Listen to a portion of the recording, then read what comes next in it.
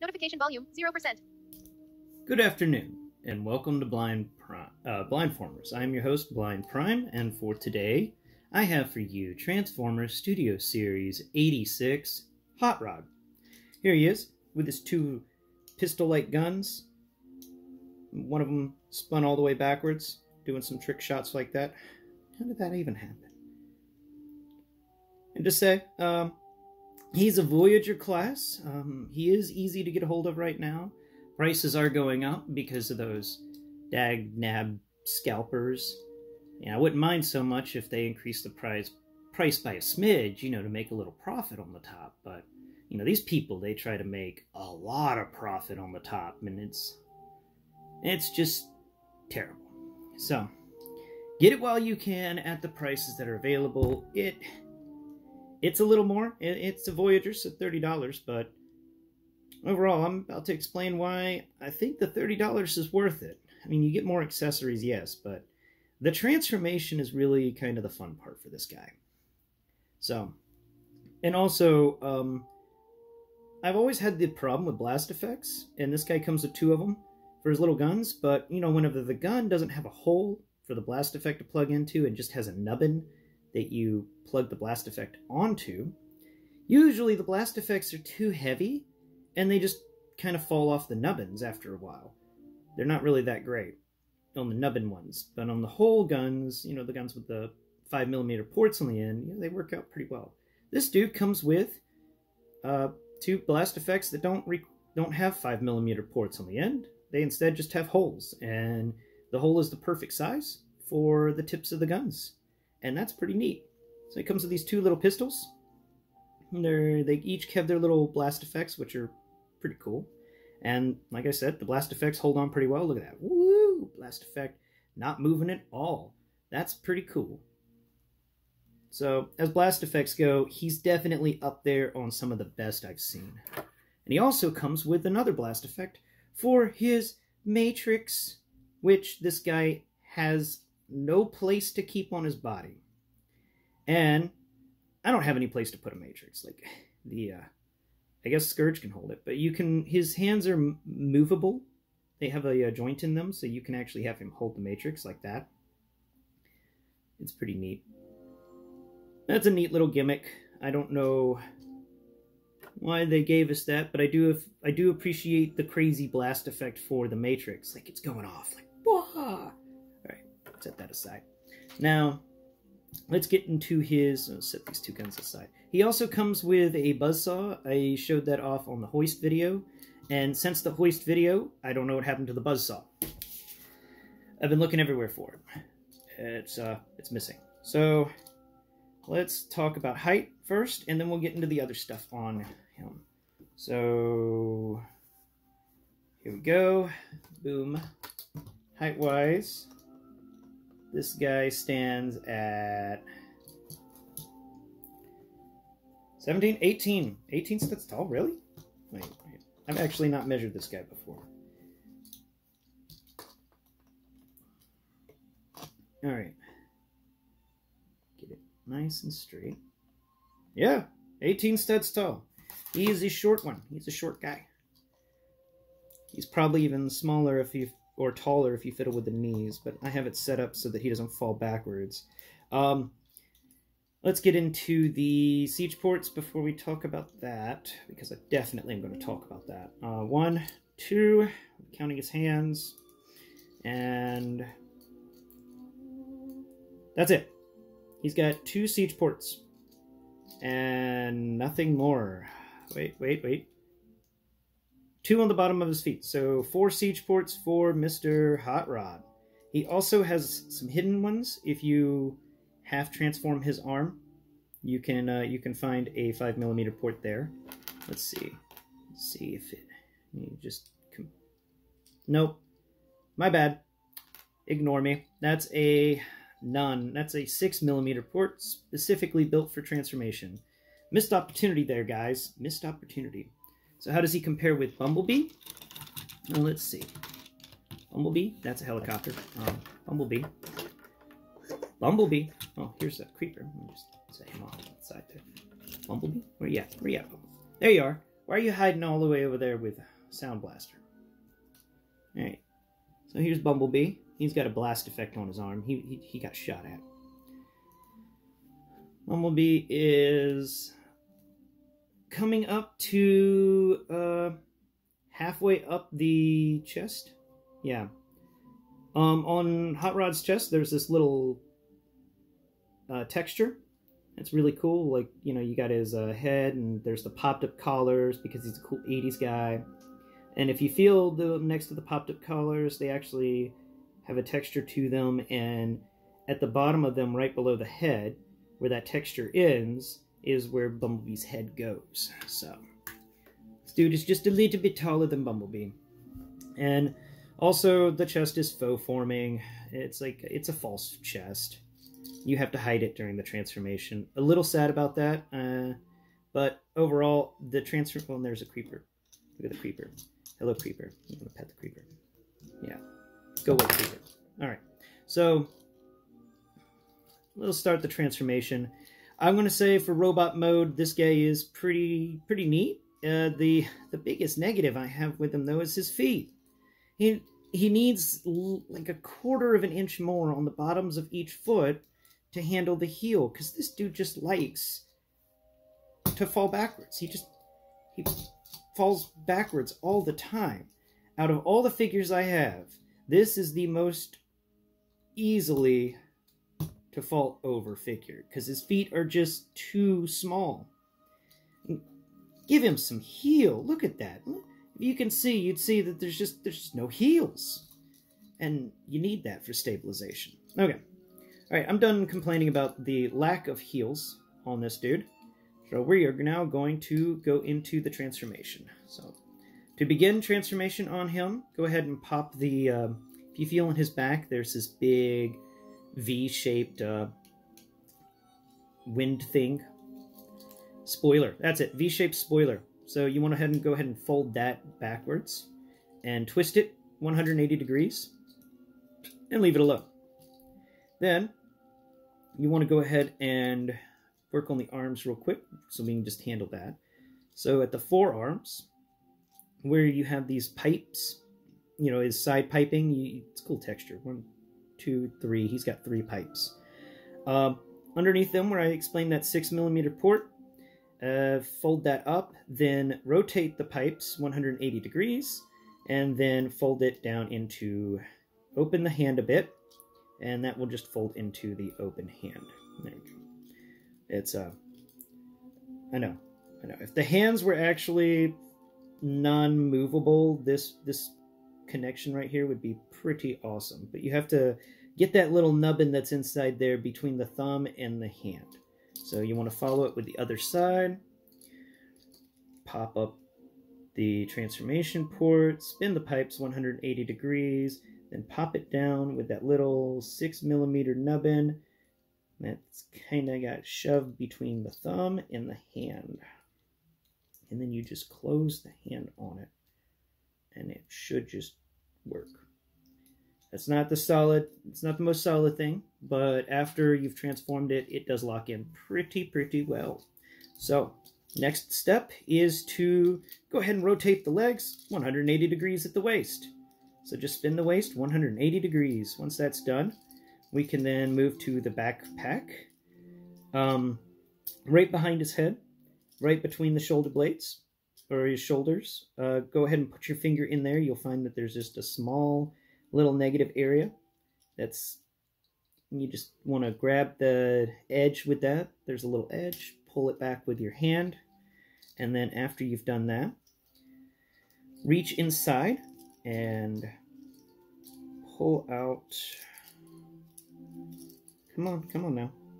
Little clearance levels are kind of annoying right here, but you can reach inside between behind the head and pull out this other flap that has the arms attached to it. Now, once you've pulled it out, you have to move the arms around so that it can lay flat.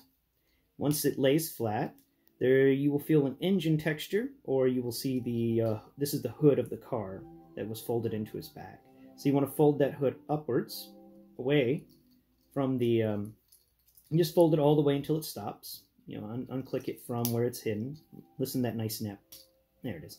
And once you have folded it all the way up, make sure that the arms are moved around so that you can have clearance, and then spin the shoulder assembly 180 degrees. Lots of spinning of parts going on here.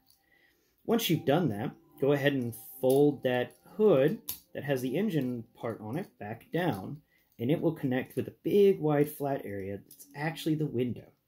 Once you've completed that, it's time to work on the head. The head just folds backwards and into its little cubby. Just perfectly so. That's always nice. Okay. Now that we've finished that part, we are moving into arm assembly. The arms, just rotate them at the shoulder. Make sure that the pipes are sticking on the outside and the wheel is facing down, which means that the top of the wheel well will be on the same axis or level as the engine. And you want to follow that through. On this other side, make sure that the pipe arms are facing outwards. You don't want to screw things up. And also, this guy is so weird. Rotate the arms counterclockwise if you want them to fit right. If you rotate them, rotate them clockwise if you want them to fit right. If you rotate them counterclockwise, they're not going to fit right. I don't know why, but that's just how the hinge works. You got to rotate them the right way. All right, now that we're done with the arms and lining them up, go ahead and go down to the legs, and where the wheel is, grab that part. Now, this is going to be the front of the leg, because, well, no, the back of the leg. So fold the back of the leg away, and then go ahead and fold the arm at the elbow. Go ahead and fold the arm at the elbow to make sure that there's enough clearance for this to occur. What we're about to do is craziness. We're going to first unfold the back of the leg where that the tire is. The tire is actually directly across from the hinge. So your tire will be spinning in the middle of the air. Fold the tiny feet into the negative space revealed by the tire. Then fold the leg, the lower leg, upwards into the hip area. And keep the entire thigh, put the entire thigh into the negative space where you just folded the foot. Fold the foot first, though. If you do it in the reverse way, you're going to have a bad day. All right. Once you complete that, go ahead and fold the leg cover that has the wheel on it back over, and it will snap into place. Now we will follow the same process with the other side. Fold the arm down on its little elbow axis. Wait a minute. That's not right. Oh wait, no, that is right. Cool. All right, so fold the arm up on its elbow axis just to get it out of the way. Sling the leg out at a 90-degree angle. Then, after you've unfolded the back part of the leg, fold the foot into that. Then, rotate everything over and fold the thigh into the negative space on the lower leg. Once complete, take and fold the wheel section back over and listen for the snap. Listen again. Yeah, gotta love that snap. That means you've done something right. All right. Once that's complete, it's now time to maneuver things and make sure they are all pegged into the right zones. So this is that part where in the transformation game where you're just kind of moving stuff around a little bit. There's no real right way to do this. There's only the correct way, and the correct way is how it feels. You just move everything around till you think you've got everything lined up.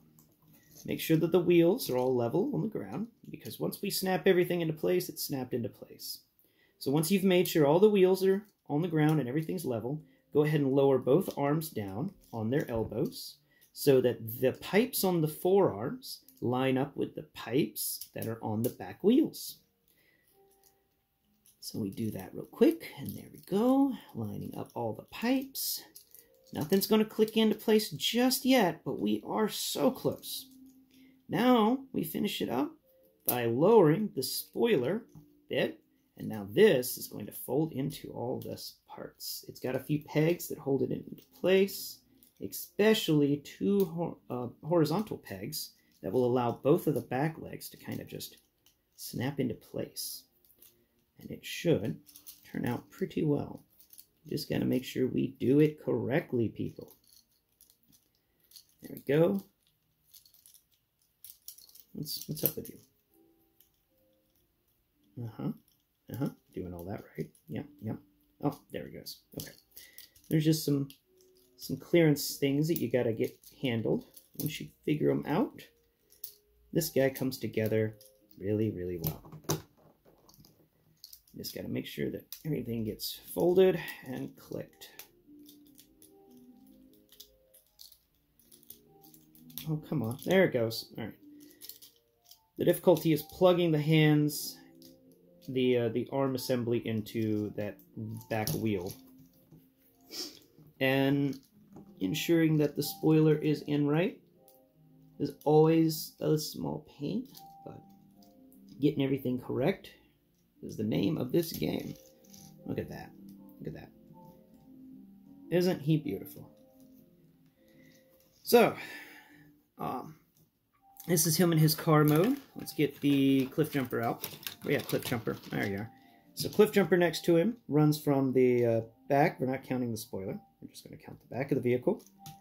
And he runs from the back of the vehicle all the way to the front of the tire. So back of the vehicle to the very front of the front tire.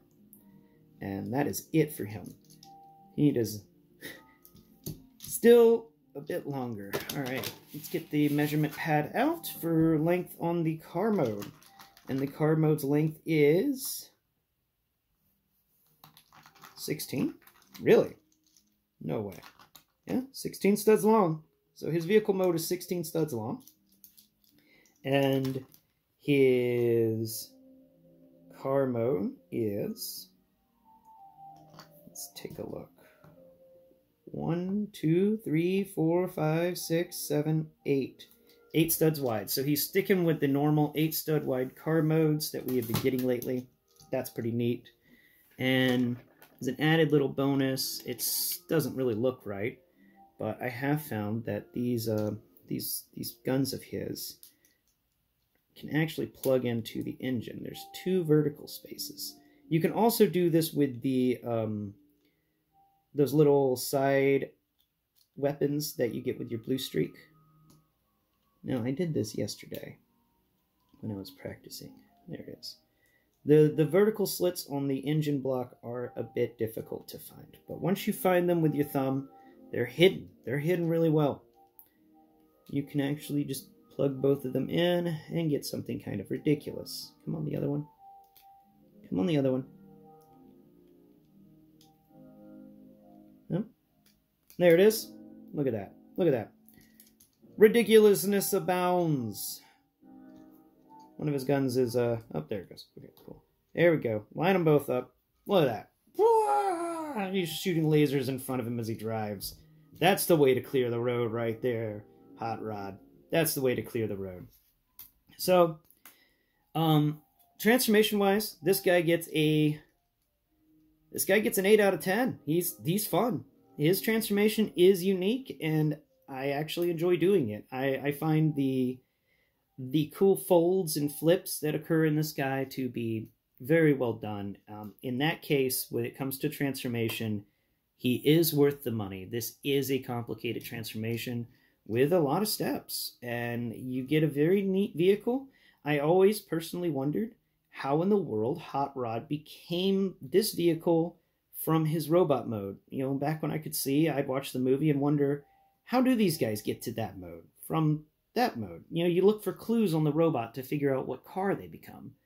And for me, I've never had a Hot Rod before, so this is my first time actually getting it in hand and transforming it from his vehicle mode to his robot mode and vice versa.